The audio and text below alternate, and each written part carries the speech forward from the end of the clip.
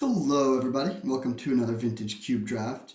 Not the best pack to start, but not the worst either. Wasteland is first pickable. Dismember is also first pickable, and Chromox. These three are all very flexible. They're not like superstar standouts by any means, but they all go into pretty much any deck, and they're all powerful. I think it probably is one of those three. None of the other cards that are like commit you to a color are really actually it's quite weak outside of those three. So which one do we want? They're pretty different. Hmm.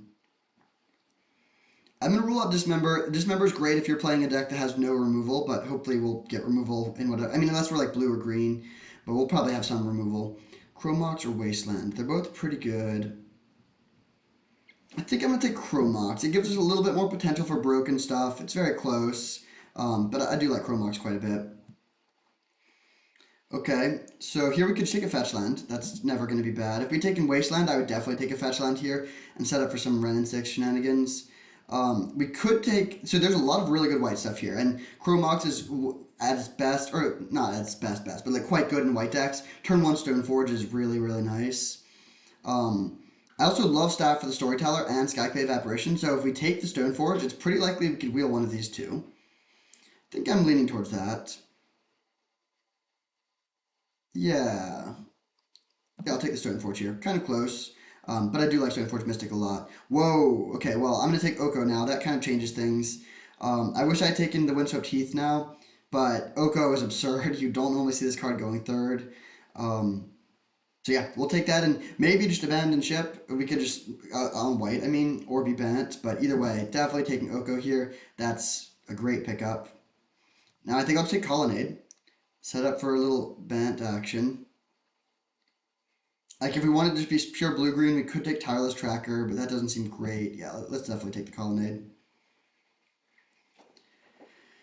So TBD on exactly how this looks, but if we are just like a pure Bant deck, that'd be awesome. If we have like Oko, Teferi, other Teferi, Uro, some white removal, some blue counter magic, maybe a few ramp spells, and like a Stoneforge package, that would be best case scenario.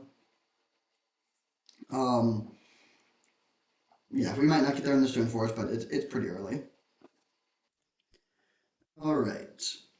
So in terms of power level, Adeline looks really nice. Doesn't particularly go with what else we have so far though. We could take a Thopter Foundry, but I'm actually Thopter Foundry is kind of tempting. We have Stoneforge to find the Sword of the Meek, but we could also just take Waterlogged Grove, and I think I would rather do that. Like a lot needs to go right for this combo to work. Yeah, let's just take the fixing. If this wheels, I'll take it and I'll be happy and move in on that direction. But I don't want to like speculate on that and then just not get the Thopter Sword or the Sword of the Meek part of it, and then just like not be able to do anything. Okay, there's a Ketria Triome and a Talisman of Progress. I don't think we are Thalia deck if we're trying to get this Oko stuff going. Let's just take the Talisman. Pretty good pickup, honestly. Yeah, I'm pretty happy with this.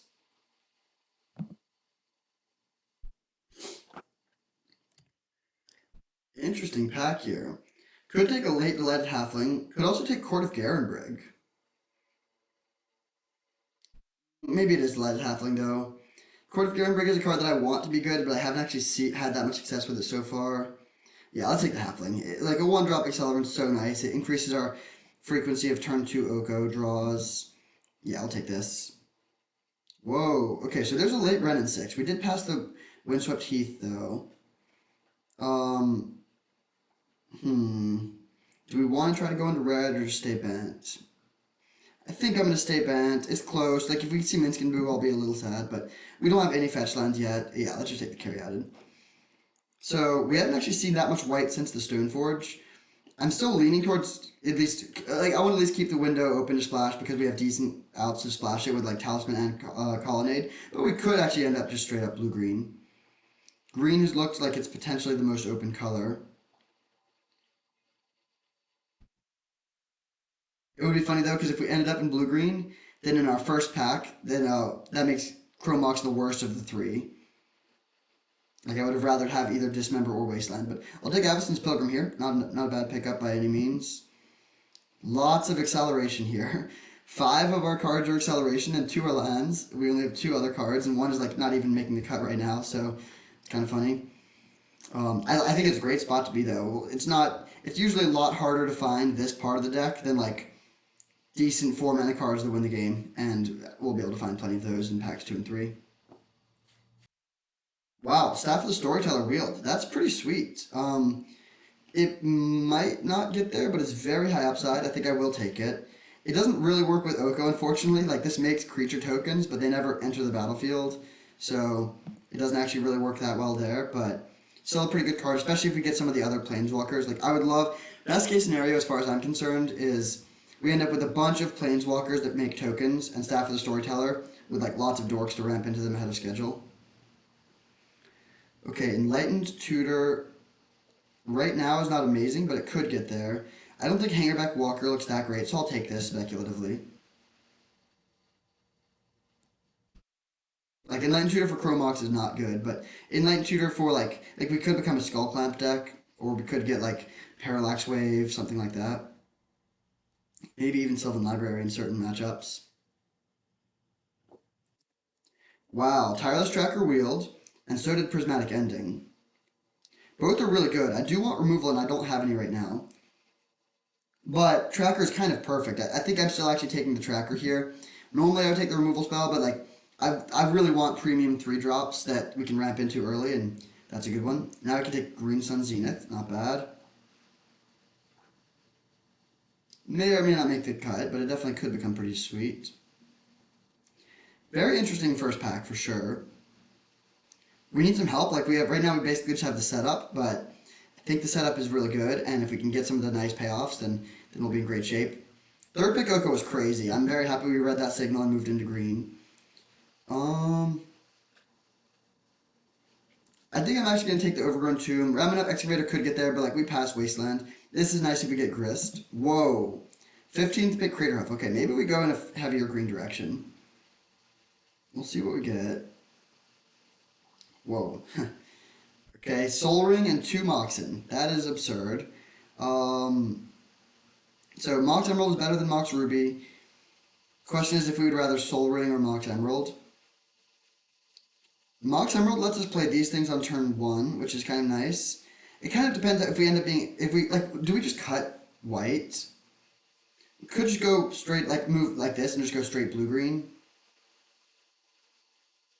Hmm. I think I like Soul Ring a bit better. Like Mox Emerald's great, but two mana is more than one. Kind of just comes down to that. Um, yeah, close pick, but I'm gonna take the Soul Ring. This pack is quite a bit worse. There's Razorverse Thicket if we want to splash white. Asika's Chariot's pretty good, although it might wheel. We could also take Shorikai, which is really good with. Shorikai actually does look kind of nice with Staff of the Storyteller and Enlightened Tutor.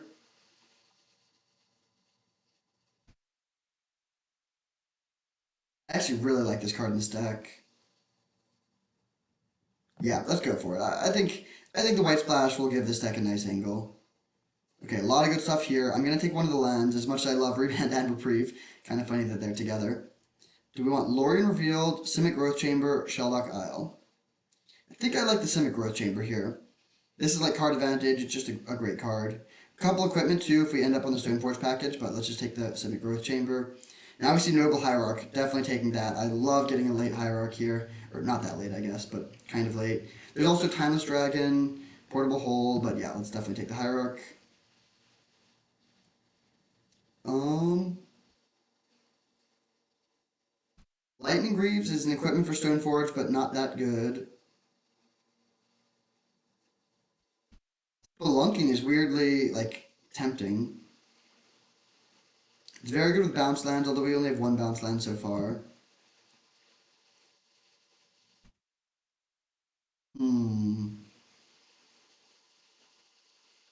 But we'll wheel one of these green cards. I think I'm actually just gonna take Containment Priest for the board. I'm not gonna main deck it, but it's a great card in a lot of matchups. Now we can take Sentinel, Boseiju, or Rogran Triome. Let's take Boseiju. I don't think we're really a subtlety deck either. Yeah, Boseiju looks good. Okay, a lot of good red stuff here. I don't think we're going in the Omnath direction though.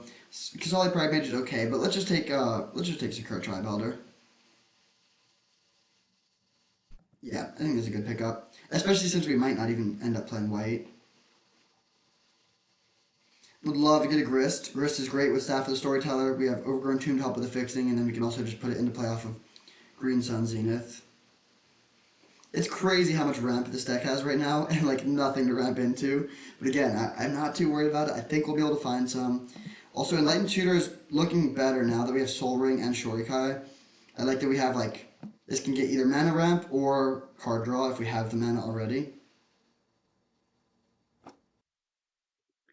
All right, I think I'll just take a Batterskull here. I mean, there's also Torsten, which could be a good natural order target, but Batterskull Stoneforge is uh, combo as old as time. Maybe not quite that old, but pretty old and pretty good. I'm not going to play Stoneforge just to find Batterskull, but if we could find one more equipment, then that would be pretty sweet.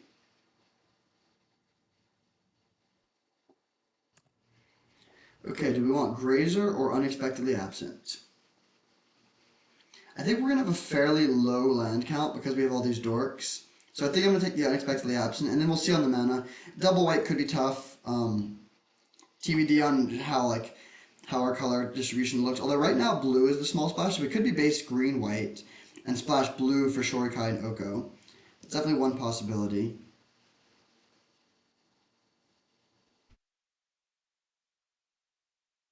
Staff of the Storyteller isn't great right now. It's very good with Shorikai. It's kind of good with Batterskull. You don't need a ton to make this good though. Like, yeah, sure, if this lets you draw two cards every single turn while also generating board presence, it's absurd. But even if it just, like, draws you two cards over the course of the game, that's not bad value. And having Enlightened Tutor does kind of bring this package together. Like, we'll probably either play. If we cut Enlightened Tutor, we're probably cutting the staff as well. But that is a nice little package. Ooh, Sika's Chariot or Razorverge Thicket. That's a close one, because the Sika's Chariot would be great here. Wow, very, very tough pick. I really want fixing, though. Man, yeah. As amazing as the Seeker's Chariot is, I think I'm actually going to take the Razorverge Thicket. It's so good, though. But yeah, we're going to have a million playables. We need to get the fixing a little bit better. If we're going to play white, which I do think we need to do. This deck it looks kind of anemic if we cut white. Or if we cut blue, I think we do want to be full on bent here. The removal is very lacking. That's definitely something I want to address. Bloodstained Mire, fetch lands are great, but that's like, I mean, it does get green. He gets Overgrown Tomb, but let's just take the Shelldock Isle. Good pickup. And I believe soon we have this Spelunking pack.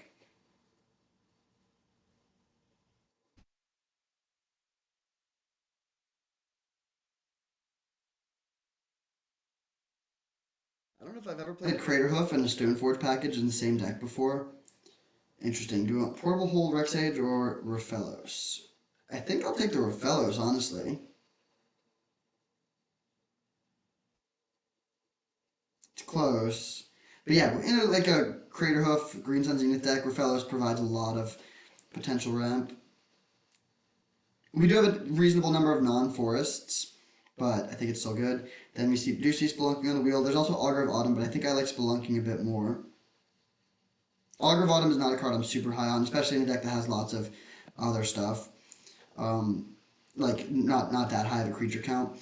Like if you get to Coven or however it's pronounced, and then you can just like play everything off the top of your deck. That's pretty sweet, but that's not the case here. I'll take this speculatively just in case we end up in some sort of Minsc and Boo deck. Alright, what do we want for pack 3? Solid Primate's last pick. Pretty sweet. Not surprising either, but I'll take it. So, we need to decide if we're going to do this Craterhoof thing. Natural Order would be one direction. If we got Natural Order plus like another big thing, like a Natural Order and a Traxa or something would be really sweet. It would also be good if we got, did we already pass a Traxa? I don't remember if we saw a Traxa. It would also be good to just get some card draw. Like, we're very heavy green, but getting, like, Ancestral Recall would be really nice. Getting another equipment that works well with Stoneforge could be nice.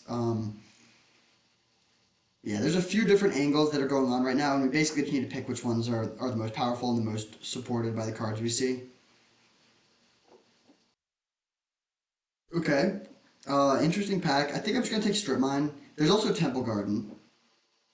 Temple Garden would be good, but I think there's a good chance it wheels. I mean, we could take Deserted Beach and try to wheel Temple Garden, but let's just take Strip Mine. I think Strip Mine is really good. We don't have ways to recur it. We pass for Eminap Excavator, but it's just like just a power level pick. It also plays better in decks with ramp. Like if you go turn one, land Avacyn's Pilgrim, turn two, like Strip Mine you, and then like play Stoneforge or something. You can like, be developing your board while setting that back their mana development, and that's really good. Yeah, I'll take the Strip Mine here. If I had known how this draft would develop, I may have made a few choices differently. I would have taken the Windswept Heath and the Wasteland and the Ramanap Excavator and gone a little bit more in on that plan, probably. But I still really like where we're at. Well, there's a Minskin Boo. Do we want to try to splash red too? Our fixing is not that good, but Minskin Boo is that good. We also have the Lighted Halfling. I think we gotta go for it. The upside is so high in like our Soul Ring deck. Yeah, I'm gonna go for it. There's also like a lot of good stuff here. I mean, if we could wheel Fiery Islet, I would take that. Pest Infestation is nice. Jite would be really good with Stoneforge, but Minskin Boo is just like the power level of this card is just so absurdly high, so much higher than everything else in that pack. Um, Also plays well with Staff of the Storyteller if we end up doing that. We do need some more fixing though. We have like not much red at the moment. We do have, I guess, like Sylvan Caryatid and Sakura Tribelder, which can help a little bit. If we end up going like into four colors too much, we might end up cutting Raphellos. Okay, pretty easy Hallowed Fountain here. Yeah, this goes a long way. If we wheel Titania, we might play it, but Hallowed Fountain helps a lot with mana. Blue is a small splash, but like it's worth splashing for Oko in particular. This way, we can probably get away without playing any basic islands, which is nice. One, two, three, four, five blue sources like that. Maybe we do play one just to give Sakura Tribelder or something to find. Alright, pretty easy Misty Rainforest here. That's a great pickup. Like maybe we wheel Nissa. Unlicensed Hearse would be a good sideboard card, but very easy Misty Rainforest. Yeah, in our base Green Fellows deck, this is better than Arid Mesa, although I would love to find a way to make this make red. That's actually our first fetch land. Definitely gonna have to make some cuts here. Probably Spelunking is not gonna get it in there. We'll see on Staff of the Storyteller, although again it does become better with the Minskin Boo. Stoneforge is kind of on the chopping block. Talisman of Progress is okay, but maybe worse than our other ramp spells now. It does add blue and white, but I think like we have better fixing for blue and white than if I had a red talisman, I'd be more inclined to play that. Whoa, lot of good stuff here. Narset, Teferi, Dak, Uro all look really good. I think I'm leaning towards taking Teferi and oh no, it should probably just be Spar's headquarters actually. Well, maybe not. Like, yeah, I'm gonna take Teferi. Close pick. I'm gonna take Teferi and then try to wheel one of these things. We should be able to wheel something good out of this pack, but Teferi is just so good. Looking like we might end up cutting the Stoneforge package. Then we could end up cutting Enlightened Tutor as well. There's a lot of different directions we could go still, even this late in the draft. Interesting. Do we want to take Skullclamp? That gives us a real Stoneforge package. It's very good with a few things. Not at its best here, because especially when we could also take Birds of Paradise. This is kind of a decision point. Do we want to go for a Stoneforge package or just give up on Stoneforge and be more of just like a green deck? And honestly, I think I'm just going to cut the Stoneforge package. We can bring it in matchups where Batterskull is great, but Birds of Paradise is just so perfect. It really helps with the fixing. Yeah, I'm going to take the Birds of Paradise. If Clamp somehow wheels, we can go in that direction. Whoa. Okay, I'll take a Cradle. Yeah, Cradle and Birds lit last minute makes the Craterhoof plan look a lot better. There is also actually Glimmer Lens, though. Man, weirdly, like that looks amazing too, but I still think I'm going to take the Cradle. So many different directions we could go in this draft, as is often the case. Let's just take Botanical Sanctum now. I don't love that it is not a forest for Rofellos. In fact, maybe we just cut Rofellos because we're not going to have that many forests at this point.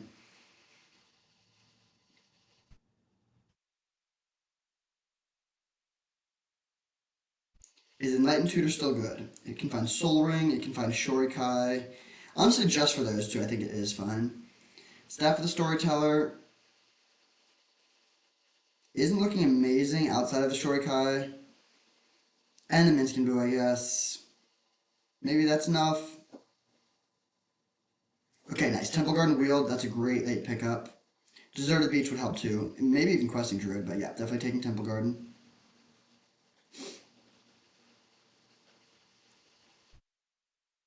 This could be probably a 16 land deck. Okay, I'll play Wandering Emperor. That's actually really nice. Yeah, now that we have the Wandering Emperor, I officially do think Staff of the Storyteller is good. With four good ways to make some tokens. And then oh, this was, oh no. I don't remember I think the next pack is the one that had like all the really good stuff for us. Let's take Titania. Looks pretty good. We can recur Strip Mine. We can also take back land, like a Wasteland, or, a Misty Rainforest. It's not the best in this deck, but I think it is worth playing. Now there's Nissa, Ugin, and Terra Sunder. I'll take a Nissa. Okay, these both wield. So do we want another land or Uro? I think I actually really like Uro. Take the Uro. Close pick. Knight of the Reliquary also looks good. And last pick, Beaumont Courier that we're not playing. Okay, so I think I'm cutting Talisman. And I think I'm cutting Enlightened Tutor. And running like this.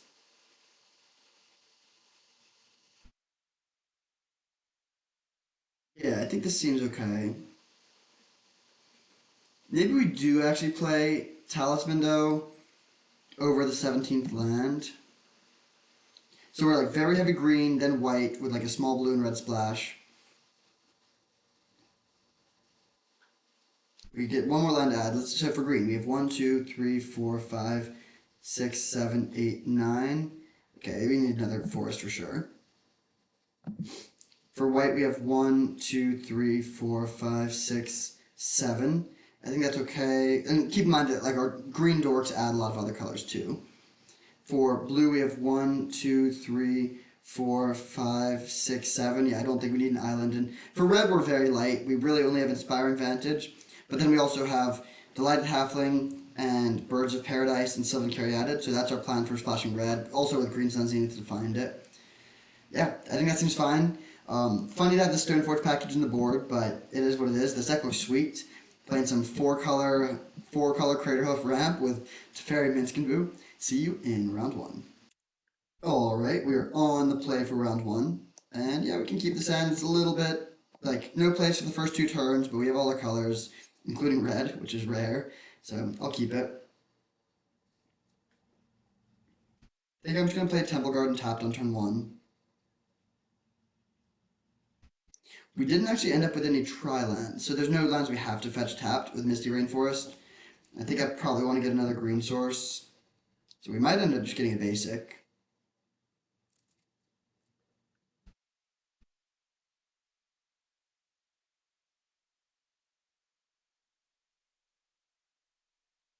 Soul Guide Lantern. Not too worried about that. Ooh, okay. Yeah, I'll play turn two staff. Then we can go turn three, one of these two, and then turn four Nissa and start making more tokens for the staff.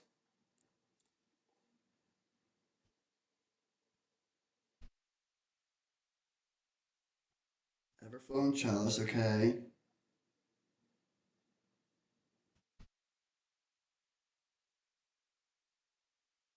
So, lots of artifacts over there, jeez.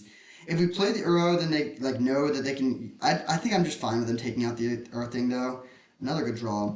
So I'm just gonna play Uro because I want to be able to play this. This way we can go Uro into Staff of the Storyteller, or yeah, into using Staff of the Storyteller, and then if they want to sack this to take out our Uro, that's fine. That's good value for us.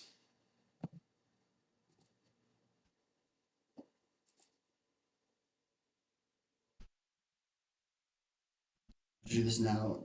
That around Orcish Bowmaster, I guess. Or like Whole Creature. Okay, not drawing a land there is a little awkward. Yeah, our hand is way, way better. Okay, they do crack this whole guide lantern, sure. Our hand is so much better if we can find one land because, like, Shorikai, Tireless Tracker, and then both of our 5 drops. I guess if we don't draw the land, we just played Knight of the Reliquary, but really, really hoping we can hit it. Our hand is very resilient to Thoughtseize.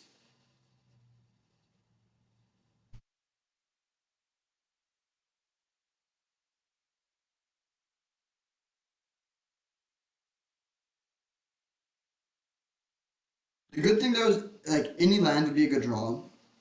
If it's a tap land, that's fine. We just play a Tireless Tracker into tap land. And if we draw most spells we could cast, I guess like drawing a mana dork would be kind of bad because we're constrained on green mana. But the only things that would be truly bad would be like Craterhoof Behemoth. And that like might actually be it. I think pretty much anything else would be good. And whatever. If we have to just like play Shorikai, that's not even that bad. Playing Shorikai without using it. Opponent's like, man, what do I do here? They take the Shorikai, okay. And then Wheel of Fortune, weird. Okay, we're definitely ahead here. I don't really understand that. Minsk and Boo. Wow, wow, wow. Okay. Um, yeah, I'm just gonna slam Minsk and Boo and just get to work attacking. Play Colonnade. Like we could also play Chrome Mox. I don't think that's worth it though.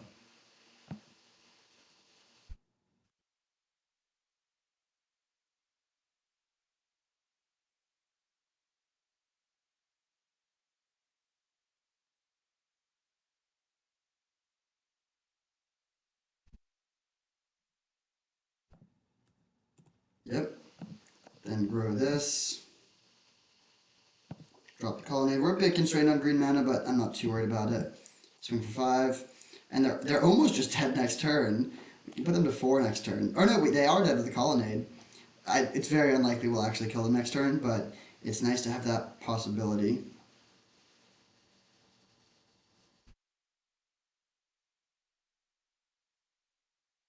So unclear if there's some sort of combo deck or if they're just like a weird Grixis control. Typically, like thought seizing your opponent and then just playing Wheel of Fortune is not the best move.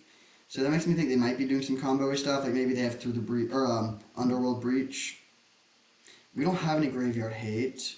We do have Containment Priest though, which could be good.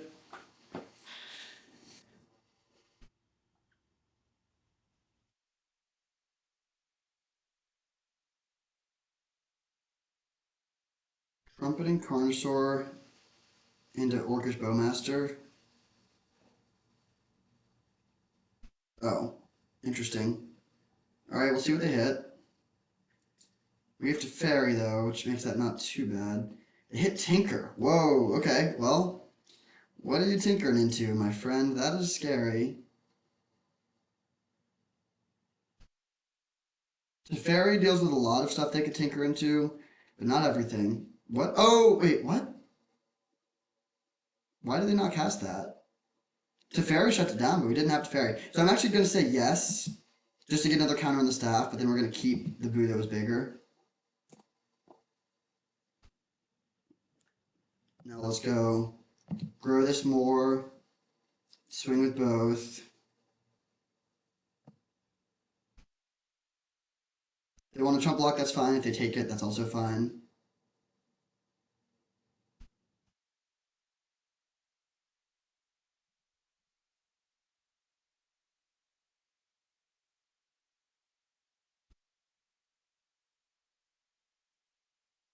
Now we'll go to Fairy.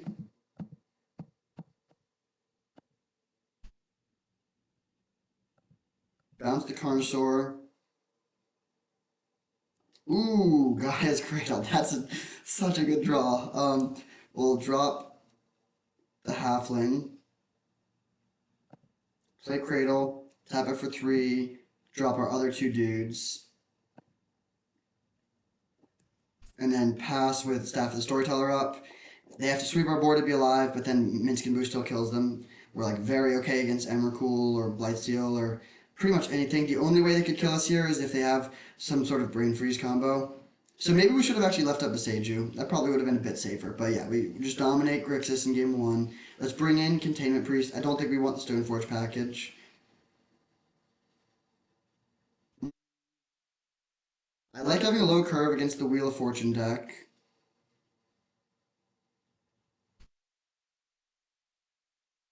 What do we cut? Everything looks good. I think I like. Well, I'll cut Chrome Mox. Honestly, this should probably not even be in the main deck, given that we have so many other dorks. It is. I guess it's better on the draw end. It's better when we're playing against a deck like theirs. But everything else just looks better.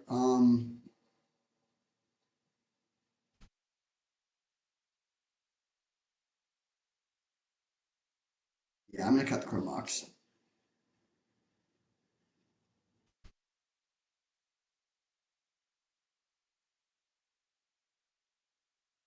It is funny how at the beginning of the game it's like, do we want spot removal or land destruction or acceleration? We chose acceleration and then it ended up being the one we wanted the least.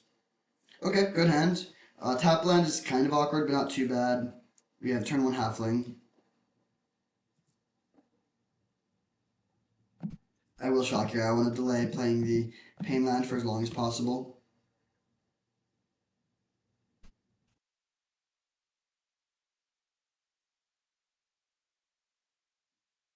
Very long text. Okay. So they got a Mardu land. Interesting.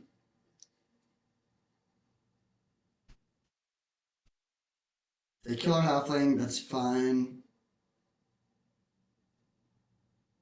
We can still play talisman.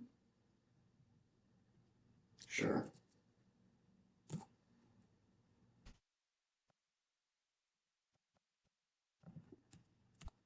The next one we can either play. I guess we can play any of our three cards, our three spells. Probably Wandering Emperor's best.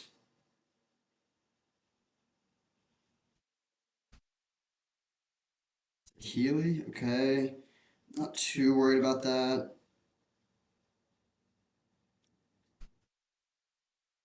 I think I'm just gonna main phase this Wandering Emperor to play around counter magic.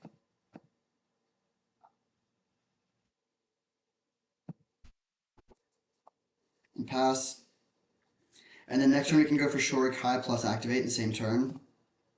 You can just play this as a 4-drop, but it's much better if you can immediately get some value out of it.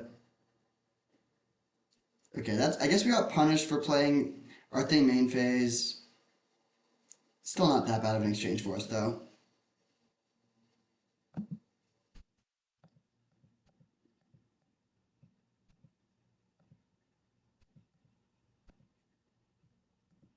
So play Shorikai, it resolves. I think we can do this at instant speed, right? Yep.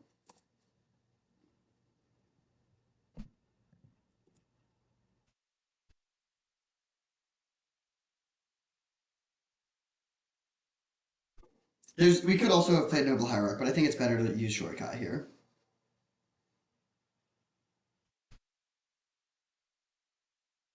Sheoldred? Reef, okay. That's fine.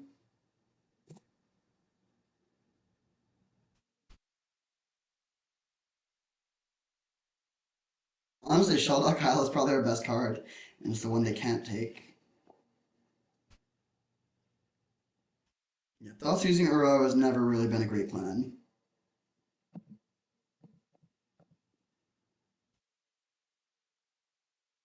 Okay, I think I'm gonna discard the Sakura Tribe Elder. Limit Growth Chamber, interesting draw. Let's start by playing Hierarch. Then I'll send this Samurai at Saheeli.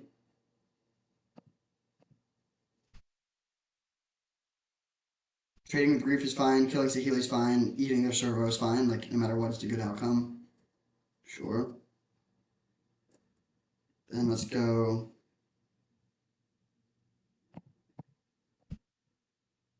Knight. I think I'm just gonna play this, pick up the planes this turn.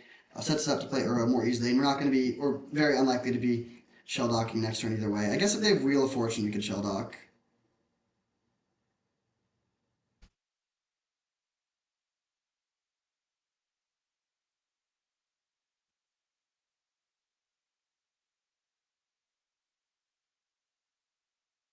But they need something kind of broken. They can't really win this game from through a control angle. They need a combo angle of some sort.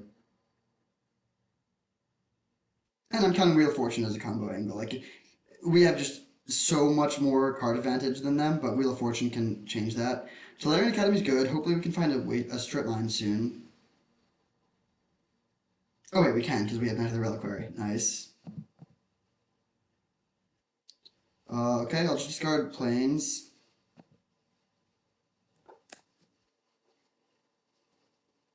Another good draw. So we'll strip mine this to start. Then we'll go Titania. Bring back strip mine. And I'm gonna hit their second blue source actually. Make another dude. Then we'll crew this. Yeah, I think it's better to swing for 8 than to draw more cards at this point.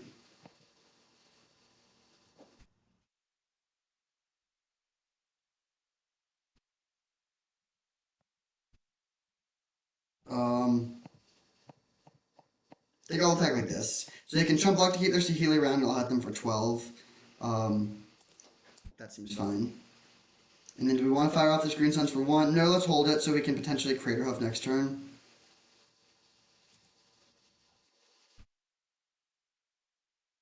We can also crack this Waterlogged Grove to make another 5/3 if we want to. They need to have a board sweeper here, though, which they do. Fair enough. That's kind of annoying. I mean, I still think we're in a good spot. Because they only have, like, we just have the mana advantage. They only have 2 cards. Yeah, we're in a very good spot. But that is the only thing they could have had that would make it not instantly over.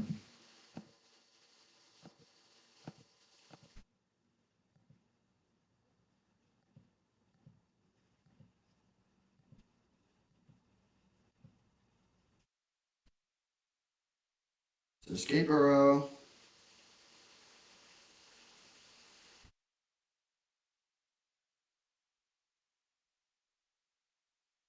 We cannot crew Short Kai right now, but we can soon.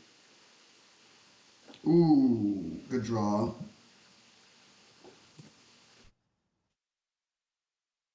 So let's go Short Kai, which makes another token, and then this guy's Cradle will tap for 2.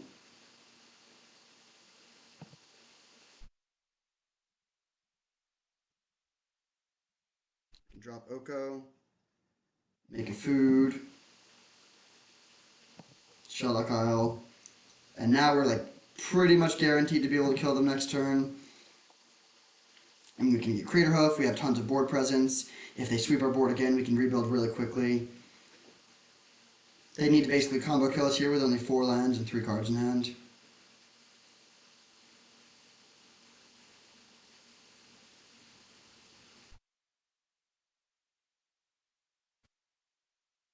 Short Guy is so sweet. I love this card. They bring back Titania. Sure. That's pretty good. I might buy them a turn.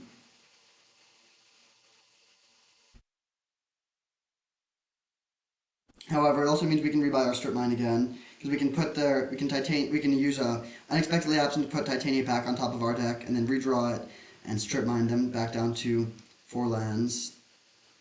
Okay, they're going kind of deep with this Foundry. Good thing we took out their. Oh wait, did they play Tolarian Academy this game? Yeah, they did. I'm happy that they no longer have it. We can also just go for Craterhoof though, which has got to be the right line, right? Yeah, I'm just gonna make them have something.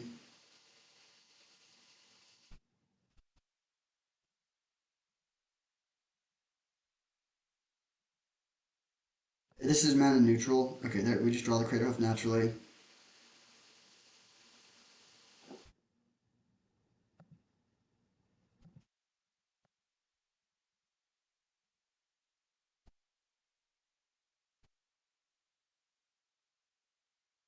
And yeah, they don't have blue mana up, so there's nothing they could have here that wins. Boom. All right. Very smooth start. This deck felt great. Oh wait, I think I'm gonna cut Chrome Mox from the main deck. We can bring it in certain matchups, but that's just not really what this deck is about. Do we want to play Spelunking, Rafellos, Stoneforge package, main deck Enlightened Tutor? I think I'm actually gonna play main deck Enlightened Tutor. It's kind of similar to Chrome Mox in that it is like card disadvantage that can add mana, but like finding Soul Ring is actually better than just having an extra mana. Like Chrome Mox is better specifically for turn one. So if we really want to play like turn one Stoneforge, then Chrome Mox is good. But if we want like mana over the course of the game, then Soul Ring is way better. And Enlightened Tutor just to find Soul Ring is like pretty nice. Plus Shori Kai. Yeah, I think that is probably worth it. 17th land is also a consideration, but do it like this. All right, this hand looks great. Definitely keep. The fact that we don't have two untapped lands kind of sucks because it means we can't play turn two Shorikai. I would love to find just like Razorverse Thicket or something off the top. That still doesn't give us the turn two Shorikai. We could just play turn two Tireless Tracker though, which is probably worth it. Yeah, I'll just play turn one for Soul Ring, especially against a black deck. If they played like a different color, I'd be more worried about them killing the Soul Ring. But against basic Swamp, I'm more worried about them like belt seizing us. Ah, bummer. Max punished. Kind of hilarious and sad. Um, okay, I'll just play Staff of the Storyteller here. But yeah, totally punished for that. Like, if I'd known they had Embereth Shieldbreaker, I certainly would have just let them Colonnade.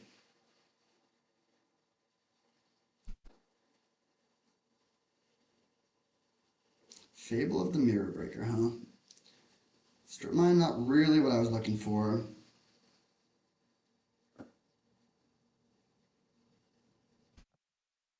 Gonna play Tireless Tracker, but we're pretty behind here. It's definitely a strong start from the opponent. Really bad that we lost that Soul Ring.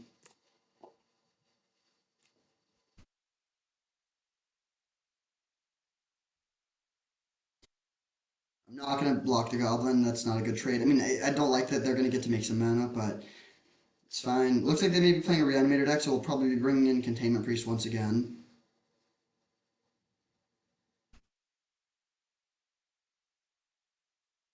So next turn, we're just gonna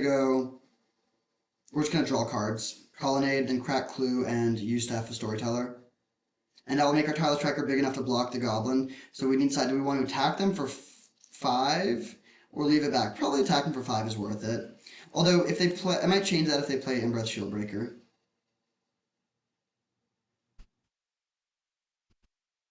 That's really bad. We're just getting crushed right now, actually. I feel like this matchup should be very, very good. We should have like a structural advantage, but we are going to lose this game.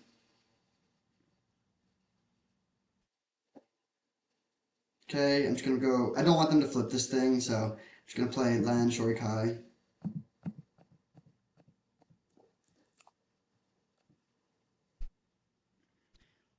Yeah, I realize this may sound a little presumptuous. I think I probably will be chump blocking here. This sounds a little presumptuous, but I think we're like 80% to win this matchup, even having lost game one, just because like this is like the perfect match. Their creatures are just worse than our creatures. I guess if they have a lot of ways to disrupt our mana, that could be bad.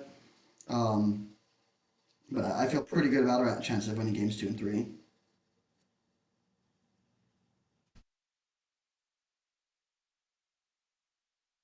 They can never outgrind us. We just need to stop from getting killed by like an aggro plan. I guess we're letting removal. That could be a little dicey. I think I will chump block here. But yeah, without having like a board sweeper, we're in pretty bad shape at this spot.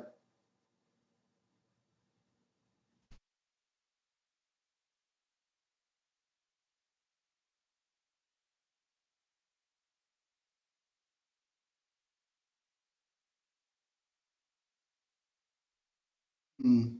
Yeah, we're pretty dead. I guess I'll activate this. Just see what we find.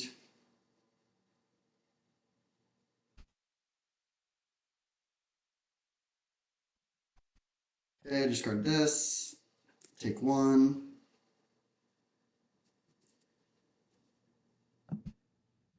Teferi, bounce, Rampaging Ferocidon.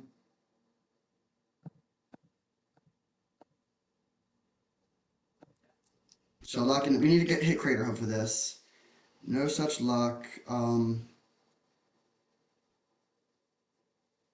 Titania and the Wandering Emperor both look pretty good. I think the Wandering Emperor is slightly better.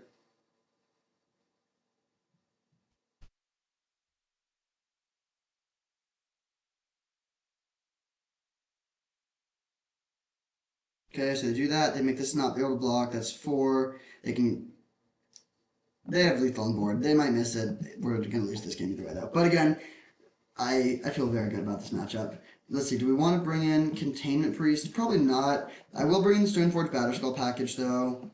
I think I'm cutting Craterhoof, cutting Enlightened Tutor. Yeah, I think this seems like a good plan. On the draw, I'll probably bring in Chrome Mox, but on the play, I think it's fine. But yeah, we just have like lots of life gain, lots of beefy creatures, card advantage. This hand is very slow. I don't think we can keep it. This hand does seem worth it. Keep and put back Nissa.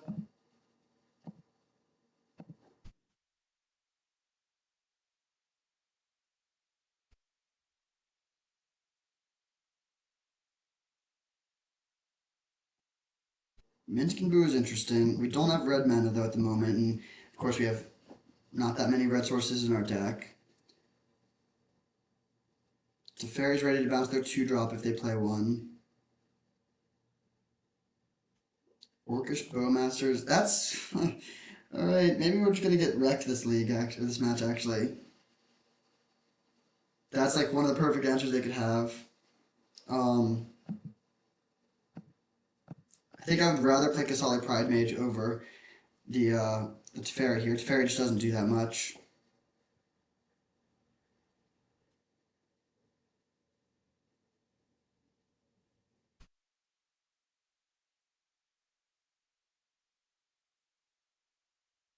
That's bad.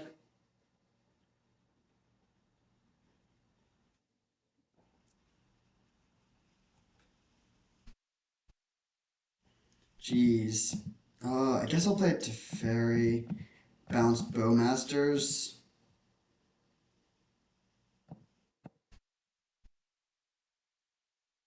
Man, we're so dead. Alright, yeah. Maybe I was overly confident in this matchup.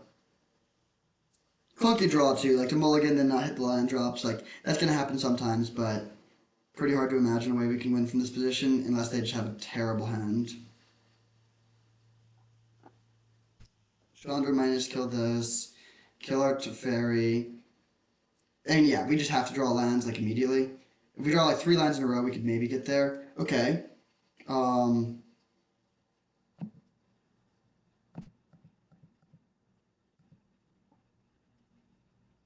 that's Uro. I want to use my card draw while I don't have Bowmasters in play if possible.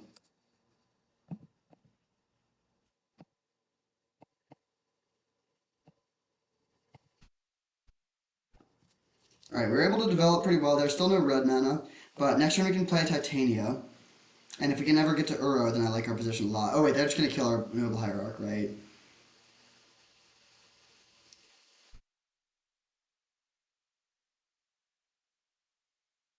We're 1 card away from being able to Uro next turn. That having flying is a bit of a problem. Stoneforge Mystic, that's not going to get there.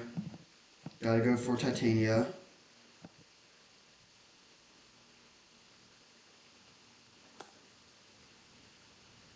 Although I think we're probably still dead either way.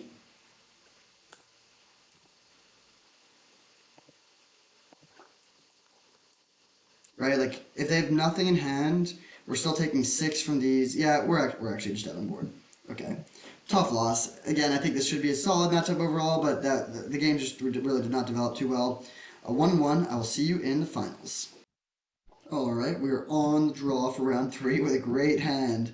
Turn 2 Oko into turn 3, either Knight plus Strip Mine or Wandering Emperor is pretty busted.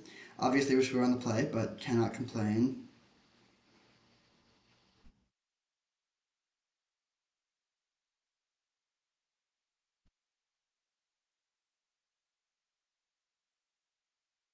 Mishra's Workshop and Mocked. Okay, well, that's a scary start.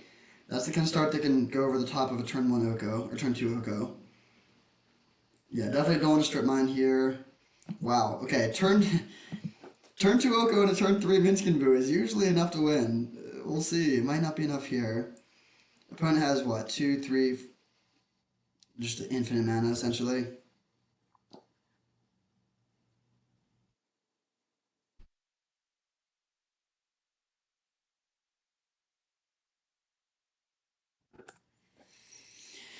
Yep, take it.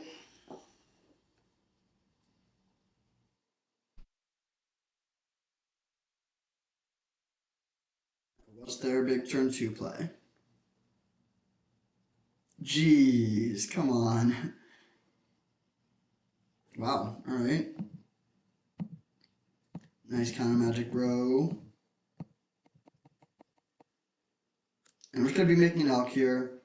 Sometimes it's correct to turn their mana rocks into elk, just slow them down, but in this case they could just kill our Oko in the backswing, so certainly not worth it here.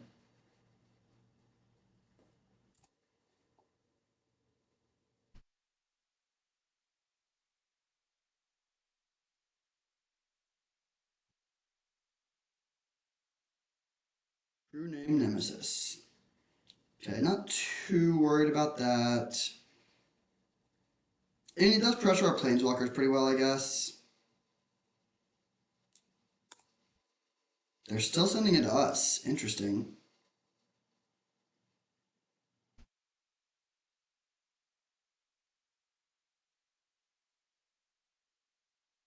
Um,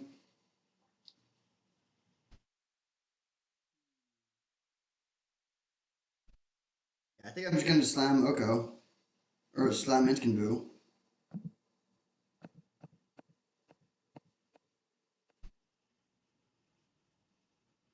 I guess the problem with slamming Minskin Boo is that they can kill it with their. If they just attack it with both, they can kill it.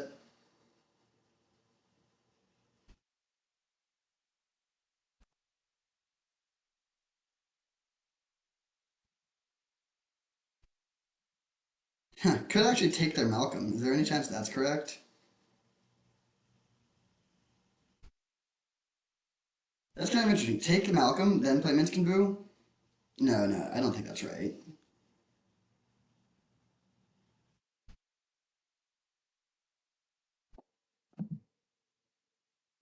I'm just gonna elk this and then hold up Wandering Emperor to take out their Malcolm. Yeah, I think that's the right play. And I'm gonna do it this way to conceal information. This way they don't know that we have the Wandering Emperor. It could change the way they attack with their true name Nemesis. But yeah, it's crazy that turn 2 Oko into turn 3 Minskin Boo is not that good here. But like, I mean, they have an absurd start. 2 Moxen, like Mishra's Workshop into turn 1 Coalition Relic, and then true name to pressure our Planeswalkers.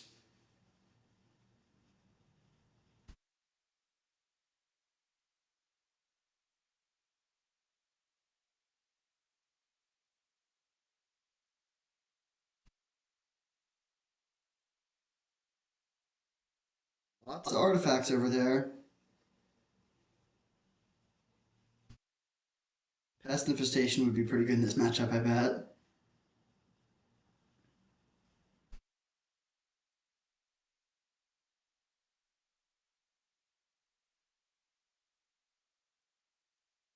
It's also just hard to lose to some stuff like Balance, but I feel like from the way they're playing, I don't think they have that much action right now.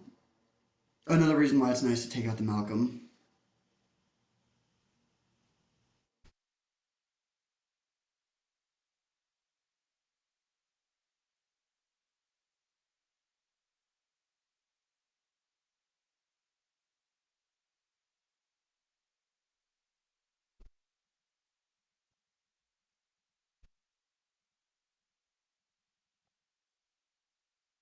Alright, this seems like a solid position. We'll take out the Malcolm, then we're gonna have 3 Planeswalkers in play. Like, yeah, True Name Nemesis can mow through them fairly effectively, but we can also hit them pretty hard here. And strip mine their Mishra's Workshop, which slows down their mana development more.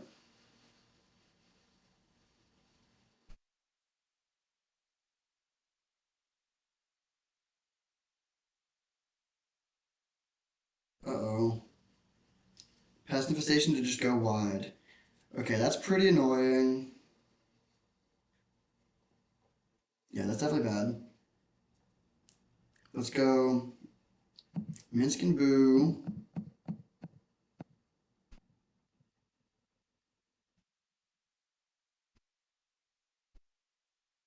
Yes. Put some counters here. Put another counter here. Yeah, put another counter here.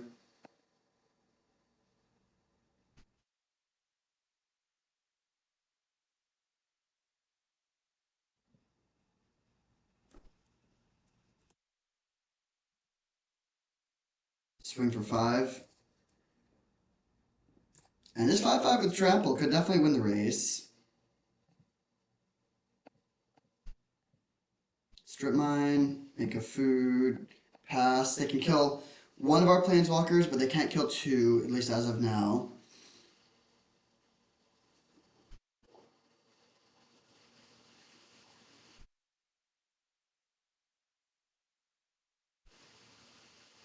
I think it's worth to take out the Mishra's Workshop. There's the sort of deck that could be playing like Sundering Titan or Portal of Phyrexia or something.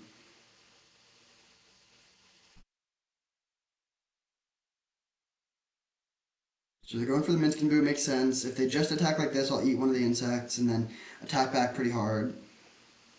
They could also send in the other two insects to try to hit Wandering Emperor.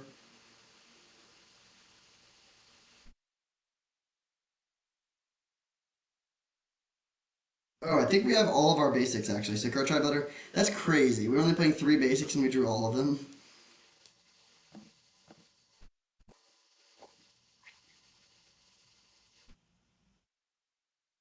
But this seemed like a decent position. I mean, I don't know what they drew, but if they drew Brick, then we're okay.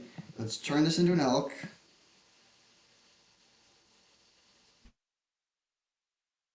Put another counter on our Trampler.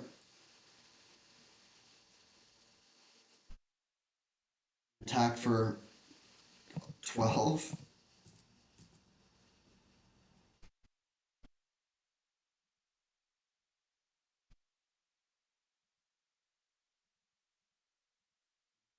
Free 3 Knight of the Reliquary, place a Card Tribe Builder, and pass.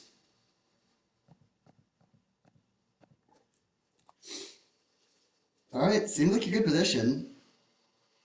They can daze this or okay, they cycle Miscalc. Yeah, makes sense. Alright, and then we beat the board easily. They need to top deck something pretty good. If they take out our Boo token, we're still not even in that bad shape. If they play Upheaval, then we are kind of in bad shape, although we can rebuild fairly quickly. Alright, we're able to take down the double Mox turn 1 Coalition Relic hand. So they're playing blue-green artifacts. Their deck looks really fast. We don't really have much in the sideboard for this matchup. Could bring in Chrome Mox to try to have our own speed, but I think I'm just going to run it back. The Lighted Halfling was amazing there. They might have had that miscalculation all game, just like slamming stuff ahead of schedule through their counter magic. Alright, another good hand. Definitely keeping. I love that we have the turn 1 Halfling again. Hopefully they don't have some sort of ridiculous start again. I would love for Strip Mine to be a real card, but if they put 5 men and play on turn 1, then it's not going to do too much. Come on. I guess if you have 2 Mox, then it makes sense that you draw them frequently. So they're representing Malcolm. I'm not going to Strip Mine them. I'm just going to play the Halfling. That's fine.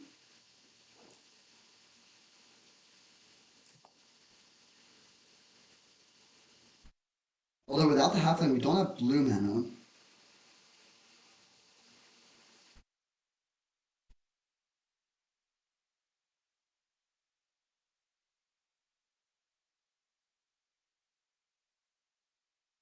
Faroran is deep in thought over there.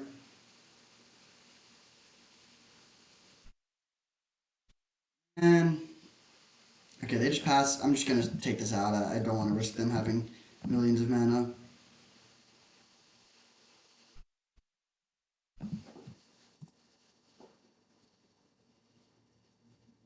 That's fine.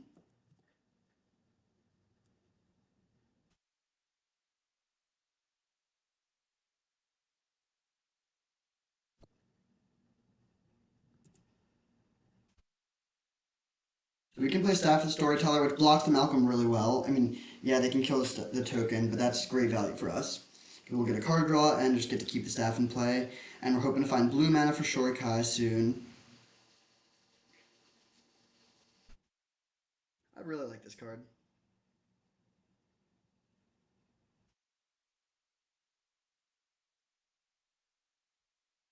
Discarding Island, okay. Tolarian Academy, man. They've got some good lands over there. Interesting. So that makes our spells cost less too.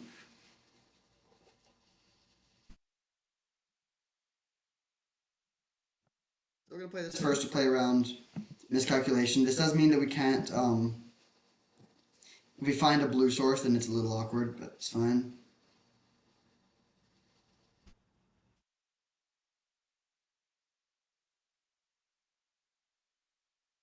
Do we want to Boseiju their Tolarian Academy? I kind of do. It takes them off of 1 mana right now, and it will take them off of more mana later in the game, probably. Yeah, I think it's worth it.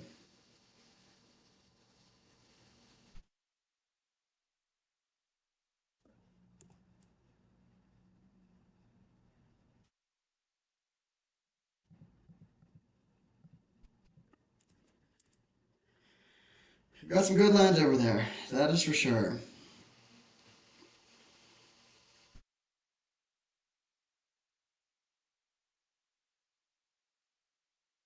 This does give them green mana. I guess that's not great, but I think it's still worth it. And now we're showing game plan find a blue land or non-blue spells. Like we could draw like Minskin Boo or whatever. Lots of very good stuff, but we do need to find something. I guess it's not even that pressing though. Like they have no pressure at the moment.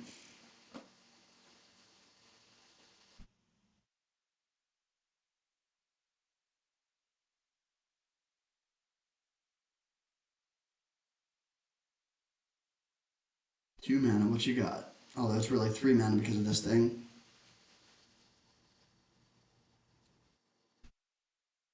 Sure. They do get to keep on swinging with Malcolm now. Ooh, that's quite bad. Man. Okay, we got kind of punished, I guess, for killing the Mishra's Workshop. It's possible we should have just hit a normal land. But we're pretty dead here. Probably gonna have to settle this one in game 3. Actually, that's early to say that. It's too early to say that. If we draw Minskin Boo, we can kill the Tezzeret and be in good shape. They discard Soul. They have Mox, Soul Ring, Academy. Man, their card quality is through the roof. Or they have some really good cards, some not so good cards. Yep.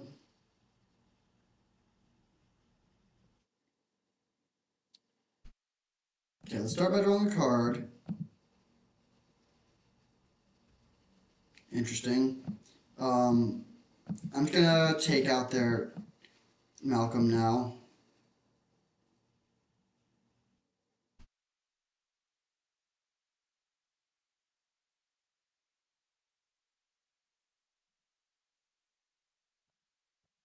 And then I might just cash in the Wandering Emperor for another token next turn. It would let us draw a card off of the staff.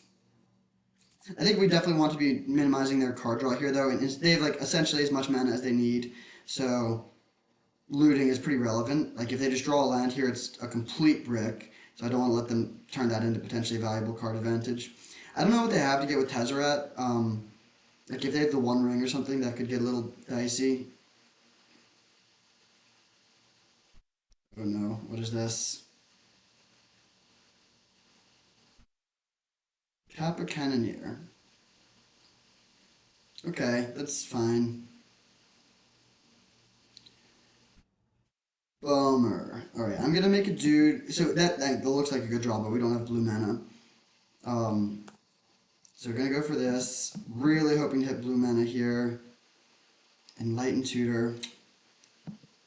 Man. So they can ultimate their Tezzeret if they want to, which would force us to chump block.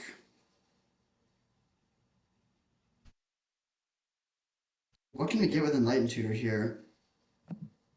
It really sucks that we don't have blue mana. We have pretty good fixing, but not perfect, clearly. Yeah, there's nothing we can get that would be like even good at all.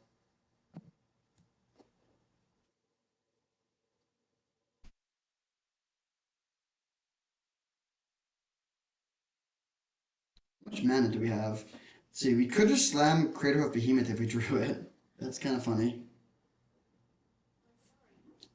Get out of here, Siri. Um, okay, I'm just gonna take this 5.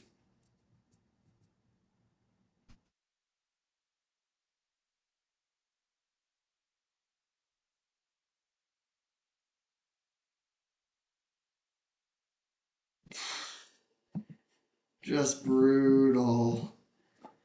I hate having the wrong colors of mana. Why don't I just play monocolor decks every day? We're dead here. I'm just gonna concede actually. Well, if they just really screw up, like if they just ultimate Tezzeret, they win. I'll concede to that. It's not literally lethal on board, but we have chump block. We can win though if they play weirdly slow and just like don't go for the ultimate, and then we top deck Craterhoof. Because now we have 3, 4, 5, 6, 7.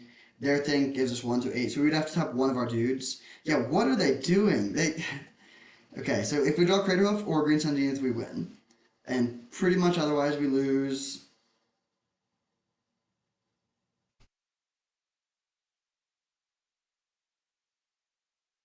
All right, GG. Tough game. Well,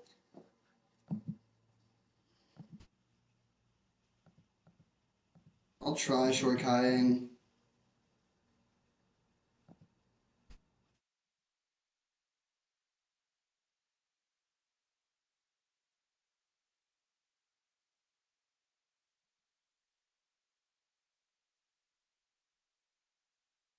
Um, all right, draw another card. Okay.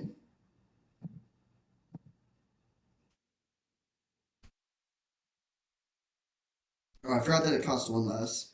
That's kind of nice. Yeah, wait. Maybe we could actually somehow still survive. I mean, the problem is they can just make this unblockable and it would be lethal, and we don't have a way to gain life right now.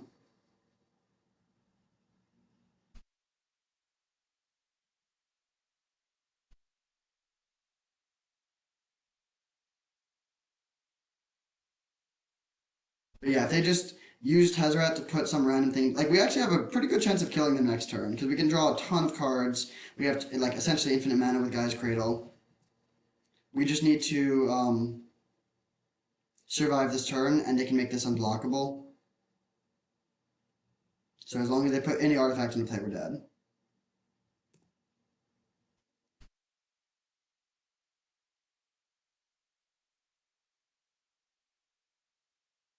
Coveted Jewel. All right, that's GG. Close game, like weirdly close game. We could have drawn so many cards on our next turn because we could have made another clue, drawn a card, untap, like draw 2, draw another, draw another, draw another. Yeah, we could have drawn at least 5 cards.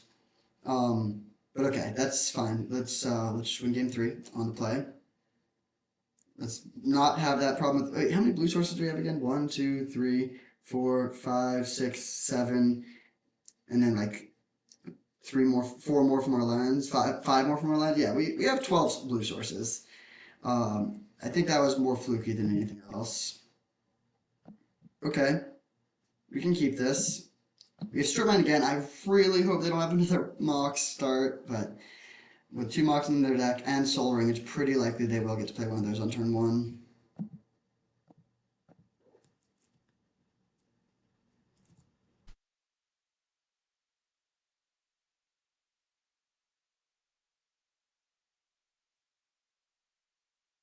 And every game with this guy. Don't have Coalition Relic on turn 1, please. Please, please, please.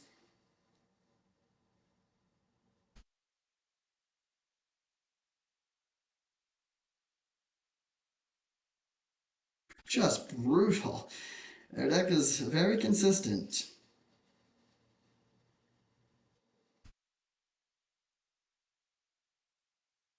Okay, I don't think I'm going to strip mine them. I think that's just not a good plan when they're so far ahead on mana.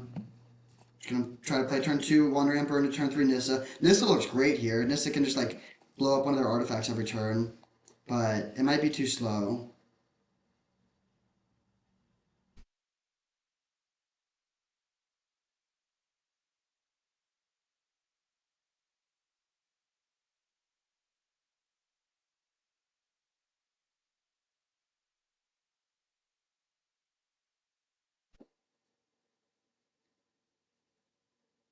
Enlightened Tutor is interesting. Still just gonna play Wandering Emperor this turn. I mean, if we Enlightened Tutor, we could just put more loyalty on the Nissa, but I think it's fine. I think I'm okay with just putting it on 3. There's the Malcolm. Okay, we have the Wandering Emperor to deal with that.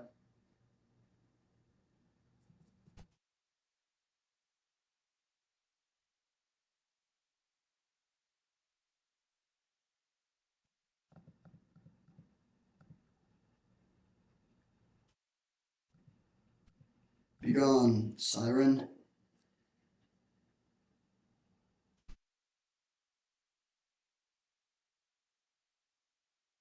Oh, jeez. Kappa Cannoneer. Okay, I'm not too worried about that actually. Well, maybe I am, because it can pressure our Nissa pretty well.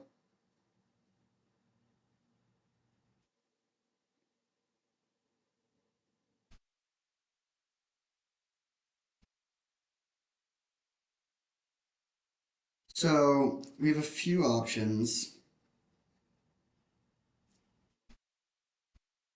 If we just jam Nissa and minus, that does not seem very good. We could strip mine them.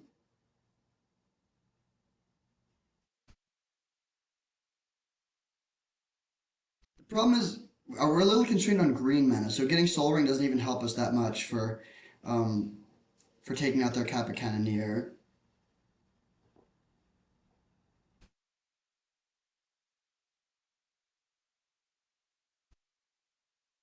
Do we want to try to Boseiju the Kappa Cannoneer? We can do that next turn.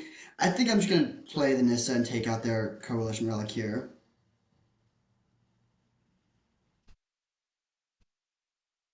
Yeah, that cuts them off of a lot of their mana. We do have to pay 5 life to do this. But yeah, now we get to destroy Coalition Relic, which sets them back a lot. Make a dude. Very high upside play if they don't have a way, if they can't do anything this turn, if they just attack and we can chump block, then the game is essentially just over. We untap with Nissa, we kill their Cannoneers, strip mine them, and they can't do anything for the rest of the game. So I like that there's a high upside. And then even in the worst case scenario, where they do have an artifact here, they get to kill our Nissa. We're still not in a terrible position. They're pretty stunted in their development, and we can beat this Kappa Cannoneer. We'll eventually be able to Boseiju it or just like ignore it.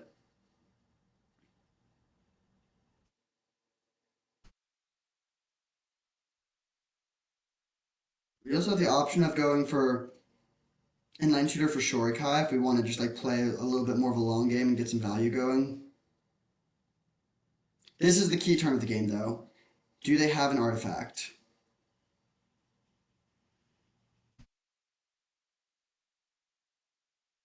They only have 2 mana for non-artifact spells. They do have 5 mana for artifacts, but if they can't play like Tezzeret or something.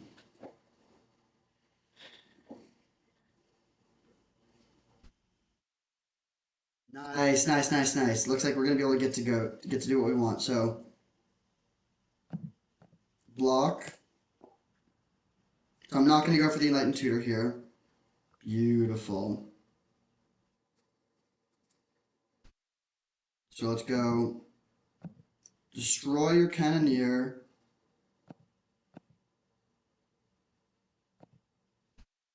Paying the ward.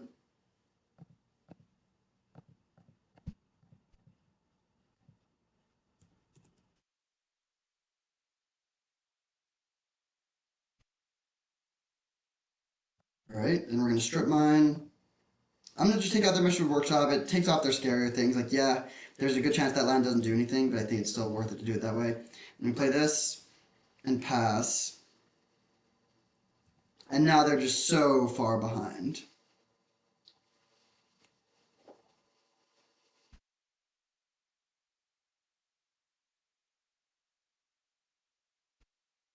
Spell? Sure.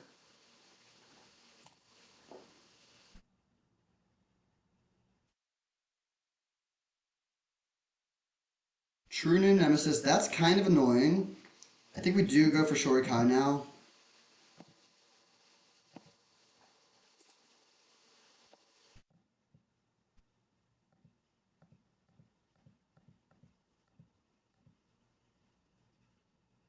I think I'm just gonna keep on it, just stunting their mana. Like, yeah, we lose our thing now, whatever.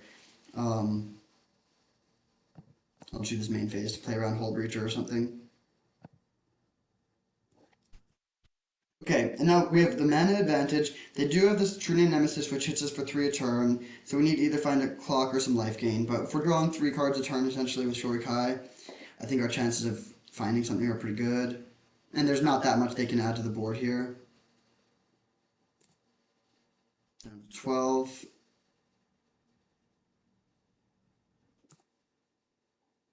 Greater Behemoth, that's interesting. We'll just discard Botanical Sanctum. Land. Knight.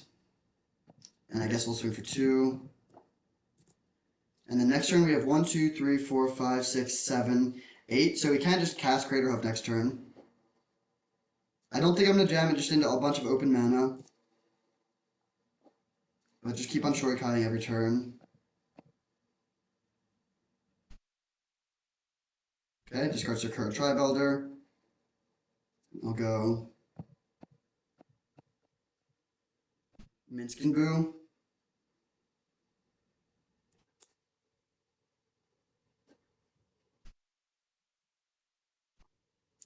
I think I'm just gonna go for the kill, honestly. If they let the Minsc and Boo resolve, there's a good chance they don't have anything.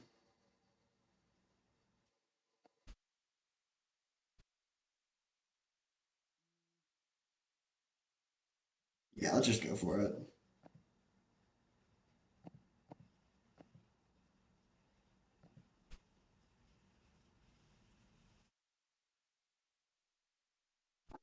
Alright, solid. So just sort of overpowered them there in that third game, despite the fact that they had such a every single game. They played like either Mox or Coalition Relic on turn 1.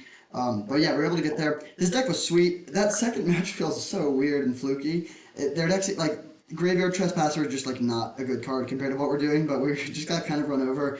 Orcish Bowmaster was good. We had some mana issues. I do still think that would be a pretty good matchup. But other than that, we pretty much cruised. This deck was great. Very consistent with the early accelerants. We had 5 1-mana accelerants plus Enlightened Tutor to find Soul Ring. We had very good fixing, as evidenced by the only 3 basic lands. Craterhoof was very good in some games. We won some games with Minsc and Boo. Shorikai consistently performed well. Good Planeswalker package. Just a well-rounded deck. The big issue was we didn't have good spot removal. That made it. I guess that's probably why just like sort of random black and red creatures were good against us because we didn't have effective ways to remove them cheaply, and they could just pressure our Planeswalkers well. So getting a few more spot removal spells would have gone a long way. If we replaced like Enlightened Tutor and Talisman of Progress with Swords to Plowshares and Oust, like this deck would improve a lot. But definitely still a sweet deck and some very fun games. Thank you for watching. I hope you enjoyed, and I'll see you next time.